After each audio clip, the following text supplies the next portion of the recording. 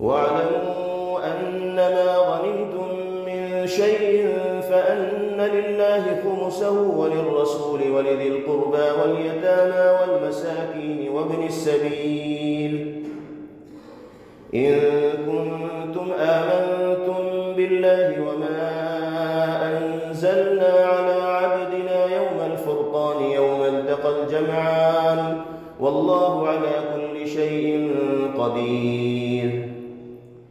إذ أنتم بالعدوة الدنيا وهم بالعدوة القصوى والركب أسفل منكم ولو تواعدتم لاختلفتم في الميعاد ولكن ليقضي الله أمرا كان مفعولا ليهلك من هلك عن بينة ويحيى من حي عن بينة وإن الله لسميع عليم.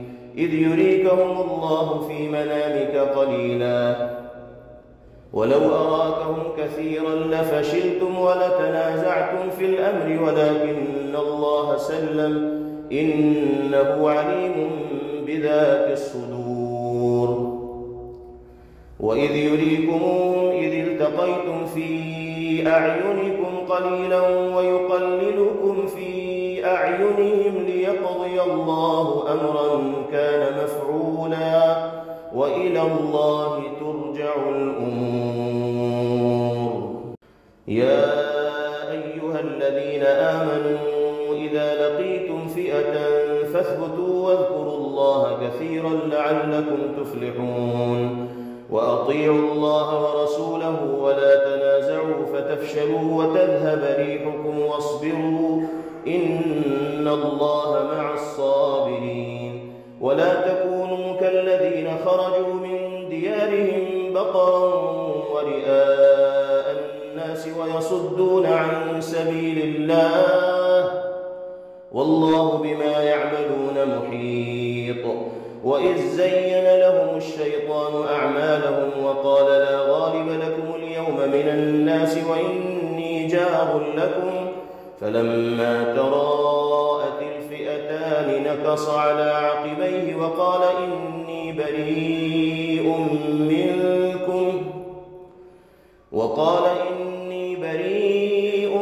منكم إني أرى ما لا ترون إني أخاف الله والله شديد العقاب. إذ يقول المنافقون والذين في قلوبهم مرض غر هؤلاء دينهم ومن يتوكل على الله فإن الله عزيز حكيم. ولو ترى إذ يتوفى الذين كفروا الملائكة يضربون وجوههم وأدبارهم وذوقوا عذاب الحريق ذلك بما قدمت أيديكم وأن الله ليس بظلام للعبيد. كدأب آل فرعون والذين من قبلهم كفروا بآيات الله فأخذهم الله بذنوبهم إن الله قوي شديد العقاب. ذلك بأن الله لم يك مغيرا نعمة أنعمها على قوم حتى يغيروا ما بأنفسهم وأن الله سميع عليم. كدأب آل فرعون والذين من قبلهم كذبوا بآيات ربهم فأهلكناهم بذنوبهم وأغرقنا آل فرعون وكل كانوا ظالمين. إن شر الدواب عند الله الذين كفروا فهم لا يؤمنون الذين عاهدت منهم ثم ينقضون عهدهم في كل مرة وهم لا يتقون. فإما تثقفنهم في الحرب فشرد بهم من خلفهم لعلهم يذكرون. وإما تخافن من قوم خيانة فانبذ إليهم على سواء إن الله لا يحب الخائنين. ولا يحسبن الذين كفروا سبقوا إنهم لا يعجزون وأعدوا لهم ما استطعتم من قوة ومن رباط الخيل ترهبون به عدو الله وعدوكم وآخرين من دونهم لا تعلمونهم الله يعلمهم وما تنفقوا من شيء في سبيل الله يوفى إليكم وأنتم لا تظلمون وإن جنحوا للسلم فاجنح لها وتوكل على الله إنه هو السميع العليم وإن يريدوا أن يخدعوك فإن حسبك الله هو الذي أيدك بنصره وبالمؤمنين وألف بين قلوبهم لو أنفقت ما في الأرض جميعا ما ألفت بين قلوبهم ولكن الله ألف بينهم إنه عزيز حكيم. يا أيها النبي حسبك الله ومن اتبعك من المؤمنين. يا أيها النبي حرض المؤمنين على القتال إن يكن منكم 20 صابرون يغلبوا 200 وإن يكن منكم 100 يغلبوا 1000 من الذين كفروا بأنهم قوم لا يفقهون. الآن خفف الله عنكم وعلم أن فيكم ضعفا فإن يكن منكم 100 صابرة يغلبوا 200 وإن يكن منكم 1000 يغلبوا 2000 بإذن الله والله مع الصابرين. ما كان لنبي أن يكون له أسرى حتى يثخن في الأرض تريدون عرض الدنيا والله يريد الآخرة والله عزيز حكيم. لولا كتاب من الله سبق لمسكم فيما أخذتم عذاب عظيم فكلوا مما غنمتم حلالا طيبا واتقوا الله إن الله غفور رحيم. يا أيها النبي قل لمن في أيديكم من الأسرى إن يعلم الله في قلوبكم خيرا يؤتكم خيرا مما أخذ منكم ويغفر لكم والله غفور رحيم. وإن يريدوا خيانتك فقد خانوا الله من قبل فأمكن منهم والله عليم حكيم. إن الذين آمنوا وهاجروا وجاهدوا بأموالهم وأنفسهم في سبيل الله والذين آووا ونصروا أولئك بعضهم أولياء بعض والذين آمنوا ولم يهاجروا ما لكم من ولايتهم من شيء حتى يهاجروا وإن استنصروكم في الدين فعليكم النصر إلا على قوم بينكم وبينهم ميثاق والله بما تعملون بصير. والذين كفروا بعضهم أولياء بعض إلا تفعلوه تكن فتنة في الأرض وفساد كبير. والذين آمنوا وهاجروا وجاهدوا في سبيل الله والذين آووا ونصروا أولئك هم المؤمنون حقا لهم مغفرة ورزق كريم. والذين آمنوا من بعد وهاجروا وجاهدوا معكم فأولئك منكم وأولو الأرحام بعضهم أولى ببعض في كتاب الله إن الله بكل شيء عليم. براءة من الله ورسوله إلى الذين عاهدتم من المشركين فسيحوا في الأرض 4 أشهر واعلموا أنكم غير معجز الله وأن الله مخزي الكافرين. وأذان من الله ورسوله إلى الناس يوم الحج الأكبر أن الله بريء من المشركين ورسوله، فإن تبتم فهو خير لكم، وإن توليتم فاعلموا أنكم غير معجز الله، وبشر الذين كفروا بعذاب أليم. إلا الذين عاهدتم من المشركين ثم لم ينقصوكم شيئا ولم يظاهروا عليكم أحدا فأتموا إليهم عهدهم إلى مدتهم إن الله يحب المتقين. فإذا انسلخ الأشهر الحرم فاقتلوا المشركين حيث وجدتموهم وخذوهم واحصروهم واقعدوا لهم كل مرصد، فإن تابوا وأقاموا الصلاة وآتوا الزكاة فخلوا سبيلهم إن الله غفور رحيم. وإن أحد من المشركين استجارك فاجره حتى يسمع كلام الله ثم أبلغه مأمنه، ذلك بأنهم قوم لا يعلمون. كيف يكون للمشركين عهد عند الله وعند رسوله إلا الذين عاهدتم عند المسجد الحرام، فما استقاموا لكم فاستقيموا لهم إن الله يحب المتقين. كيف وإن يظهروا عليكم لا يرقبوا فيكم إلا ولا ذمة، يرضونكم بأفواههم وتأبى قلوبهم وأكثرهم فاسقون. اشتروا بآيات الله ثمنا قليلا فصدوا عن سبيله إنهم ساء ما كانوا يعملون. لا يرقبون في مؤمن إلا ولا ذمة وأولئك هم المعتدون. فإن تابوا وأقاموا الصلاة وآتوا الزكاة فإخوانكم في الدين ونفصل الآيات لقوم يعلمون.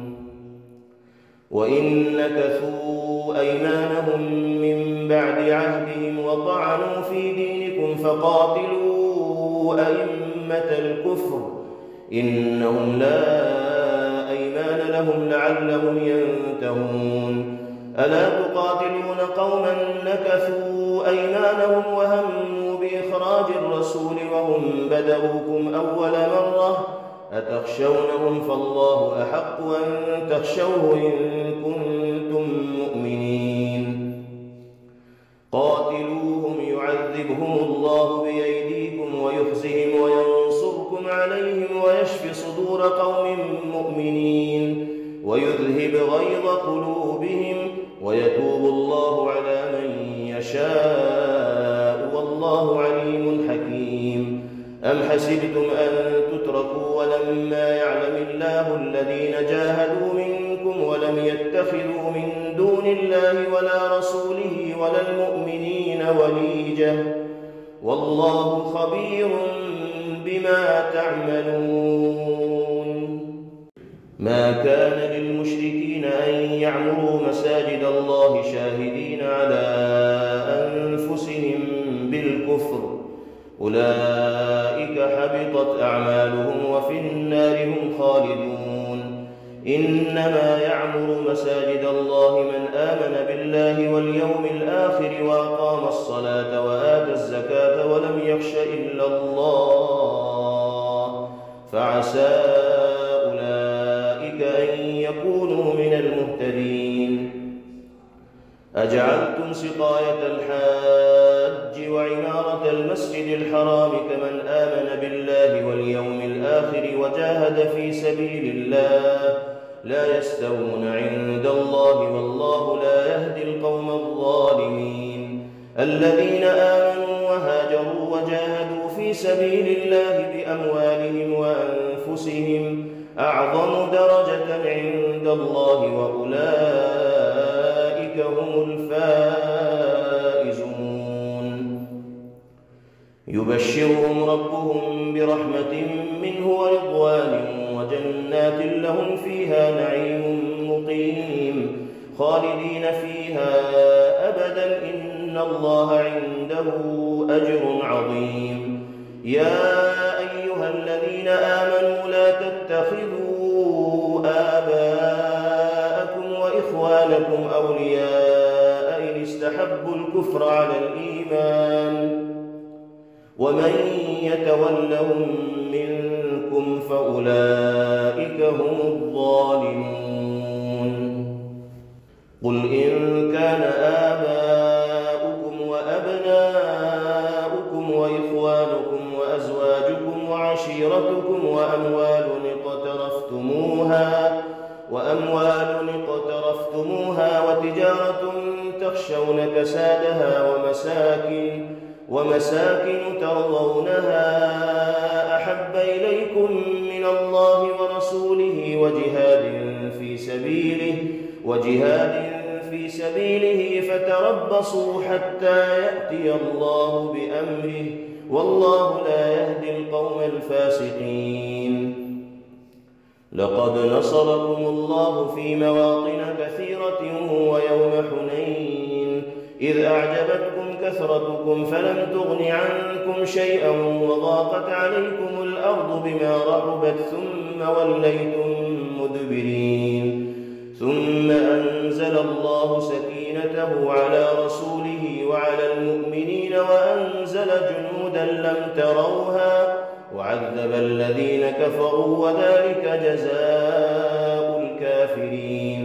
ثم يتوب الله من بعد ذلك على من يشاء والله غفور رحيم. يا أيها الذين آمنوا إنما المشركون نجس فلا يقربوا المسجد الحرام بعد عامهم هذا وإن خفتم عيلة فسوف يغنيكم الله من فضله إن شاء إن الله عليم حكيم. قاتلوا الذين لا يؤمنون بالله ولا باليوم الآخر ولا يحرمون ما حرم الله ورسوله ولا يدينون دين الحق من الذين أوتوا الكتاب حتى يعطوا الجزية عن يد وهم صاغرون. وقالت اليهود عزير ابن الله وقالت النصارى المسيح ابن الله ذلك قولهم بأفواههم يضاهئون قول الذين كفروا من قبل قاتلهم الله أنى يؤفكون.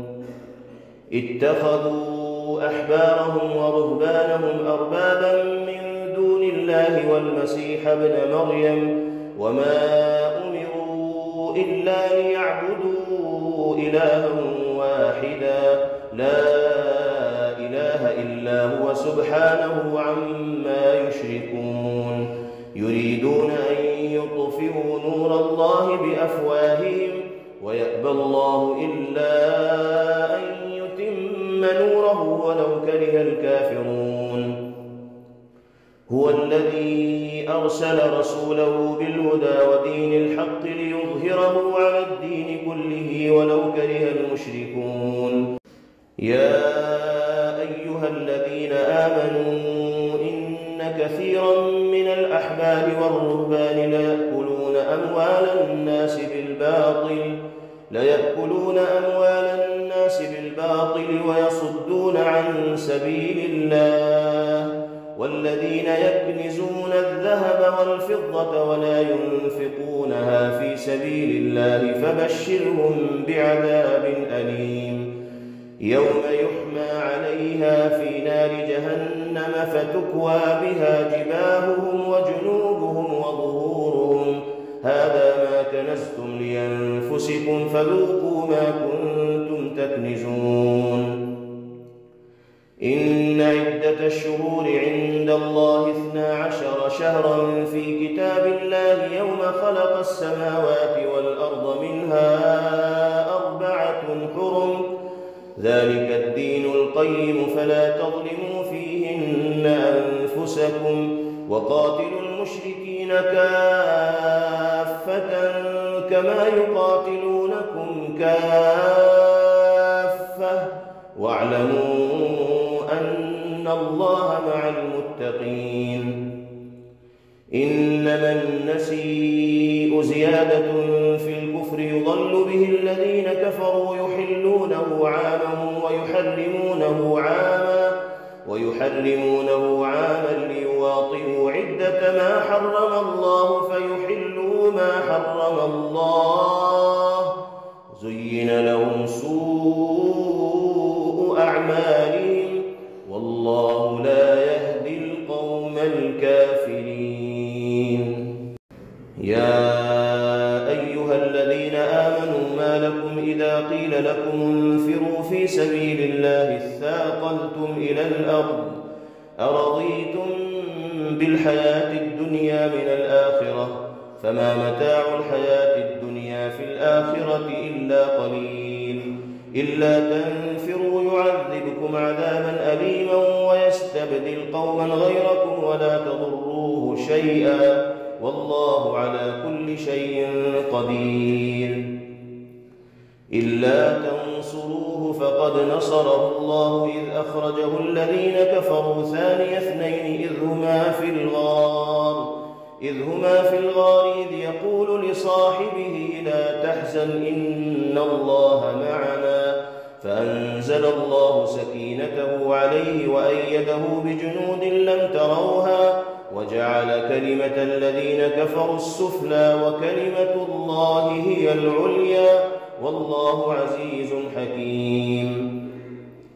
انفروا خفافا وثقالا وجاهدوا بأموالكم وأنفسكم في سبيل الله ذلكم خير لكم إن كنتم تعلمون. لو كان عرضا قريبا وسفرا قاصدا لاتبعوك ولكن بعدت عليهم الشقة وسيحلفون بالله لو استطعنا لخرجنا معكم يهلكون أنفسهم والله يعلم إنهم لكاذبون. عفى الله عنك لما أذنت لهم حتى يتبين لك الذين صدقوا وتعلم الكاذبين. لا يستأذنك الذين يؤمنون بالله واليوم الآخر أن يجاهدوا بأموالهم وأنفسهم والله عليم بالمتقين.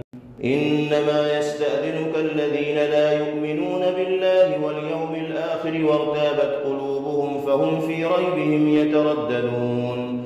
ولو أرادوا الخروج لأعدوا له عدة ولكن كره الله بعاثهم فثبطهم وقيل اقعدوا مع القاعدين.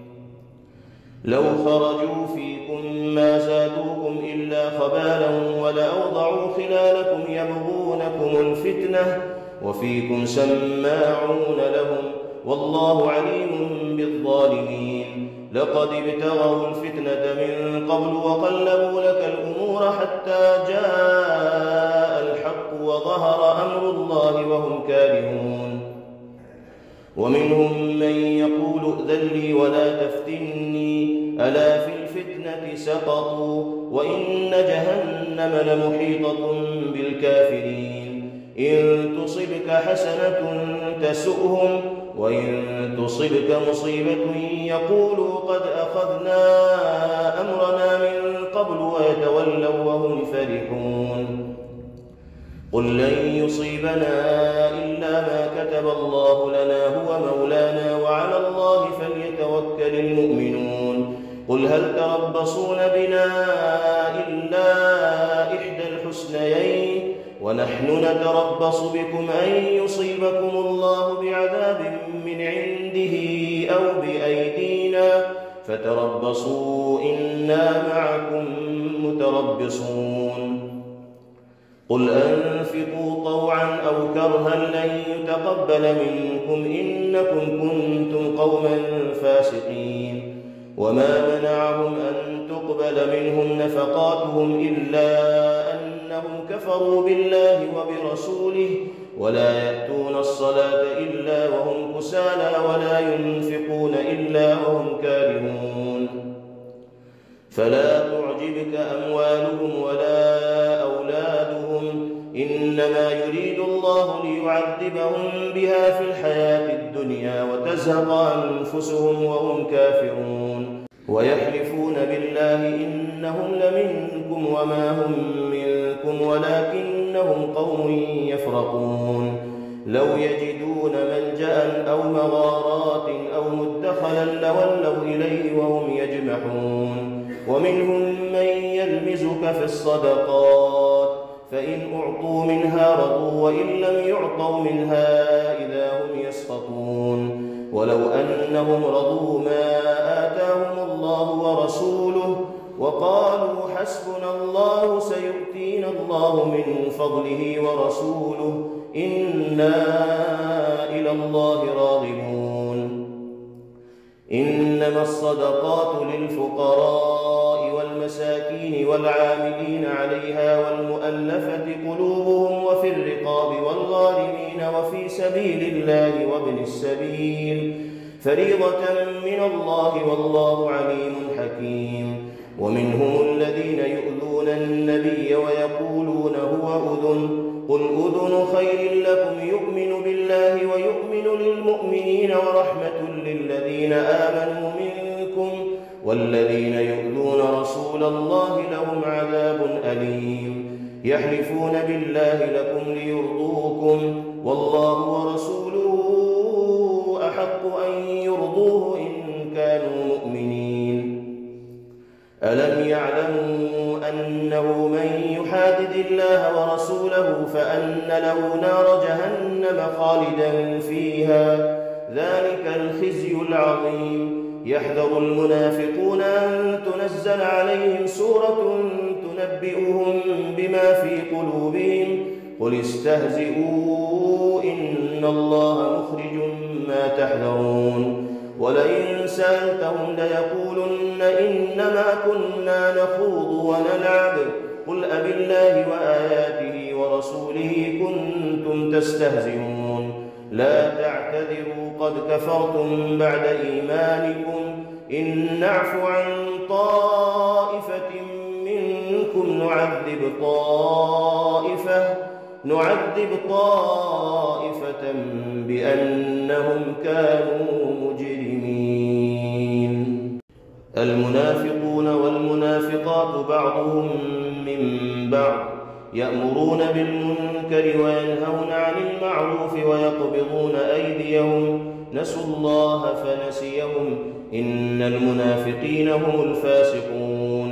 وعد الله المنافقين والمنافقات والكفار نار جهنم خالدين فيها هي حسبهم ولعنهم الله ولهم عذاب مقيم.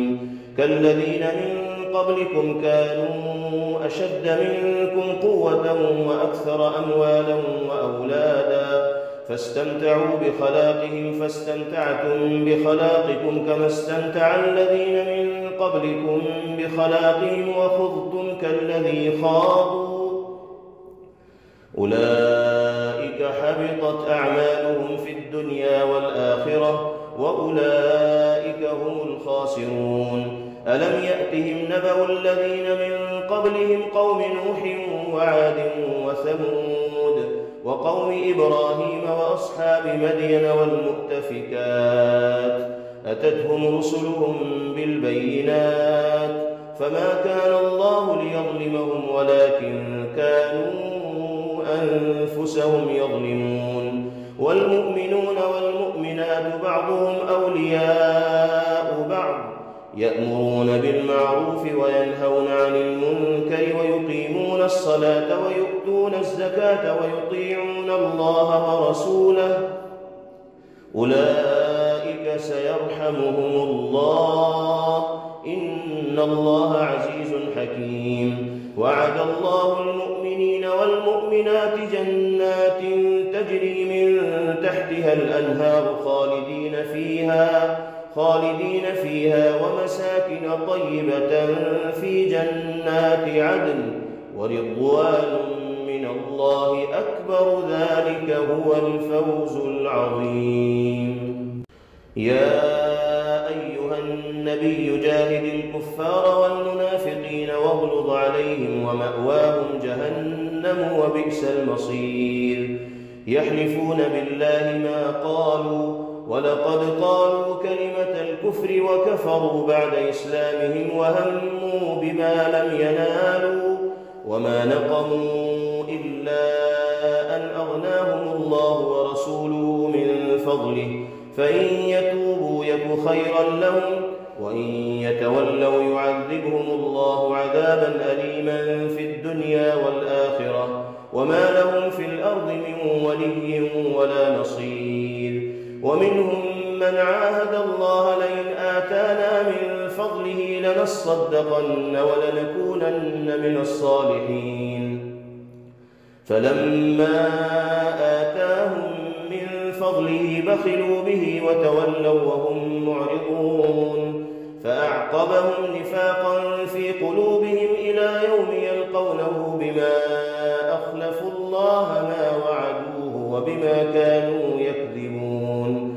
ألم يعلموا أن الله يعلم سرهم ونجواهم وأن الله علام الغيوب. الذين يلمزون المتطوعين من المؤمنين في الصدقات والذين لا يجدون إلا جهدهم فيسخرون منهم سخر الله منهم ولهم عذاب أليم. استغفر لهم أو لا تستغفر لهم إن تستغفر لهم 70 مرة فلن يغفر الله لهم ذلك بأنهم كفروا بالله ورسوله والله لا يهدي القوم الفاسقين. فرح المخلفون بمقعدهم خلاف رسول الله وكرهوا أن يجاهدوا بأموالهم وأنفسهم في سبيل الله وقالوا لا تنفروا في الحر قل نار جهنم أشد حرا لو كانوا يفقهون فليضحكوا قليلا وليبكوا كثيرا جزاء بما كانوا يكسبون. فإن رجعك الله إلى طائفة منهم فاستأذنوك للخروج فقل لن تخرجوا معي أبدا ولن تقاتلوا معي عدوا إنكم رضيتم بالقعود أول مرة فاقعدوا مع الخالفين ولا تصل على أحد منهم مات أبدا ولا تقم على قبره إنهم كفروا بالله ورسوله وماتوا وهم فاسقون. ولا تعجبك أموالهم وأولادهم إنما يريد الله أن يعذبهم بها في الدنيا وتزهق أنفسهم وهم كافرون. وإذا أنزلت سورة أن آمنوا بالله وجاهدوا مع رسوله استأذنك أولو الطول منهم وقالوا ذرنا نكن مع القاعدين رضوا بأن يكونوا مع الخوالف وطبع على قلوبهم فهم لا يفقهون. لكن الرسول والذين آمنوا معه جاهدوا بأموالهم وأنفسهم وأولئك لهم الخيرات وأولئك هم المفلحون. أعد الله لهم جنات تجري من تحتها الأنهار خالدين فيها ذلك الفوز العظيم. وجاء المعذرون من الأعراب ليؤذن لهم وقعد الذين كذبوا الله ورسوله سيصيب الذين كفروا منهم عذاب أليم. ليس على الضعفاء ولا على المرضى ولا على الذين لا يجدون ما ينفقون حرج إذا نصحوا لله ورسوله ما على المحسنين من سبيل والله غفور رحيم. ولا على الذين إذا ما أتوك لتحملهم قلت لا أجد ما أحملكم عليه تولوا وأعينهم تفيض من الدمع حزنا ألا يجدوا ما ينفقون.